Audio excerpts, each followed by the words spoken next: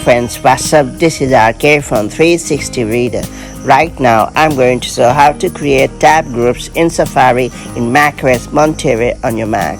Apple has revamped Safari in macOS Monterey, and with a revamped design, the web browser looks more intuitive and snappier. One of the biggest highlights of the redesigned Safari is the tab groups that allow you to keep all of your tabs perfectly organized. That said, let's learn how to make tab groups in Safari in macOS 12 on Mac.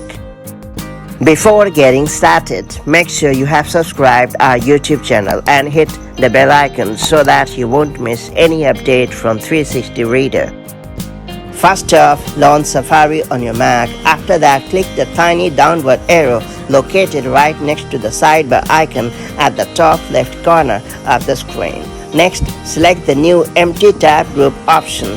Do know that if you have a few tabs open, you can select the new tab group with X tabs option. Finally, give a nice name to your Safari tab group and you are good to go. That's pretty much it. So that's the way you can create tab groups in Safari in macOS 12 on your Mac. Now that you know how this all new feature works, make the most of it to create a variety of tabs as per your needs. If you have found this video helpful, make sure to like and share it, and I'll see you in the next video with more such helpful tips and tricks. Till then, stay safe and have an amazing time. Bye-bye.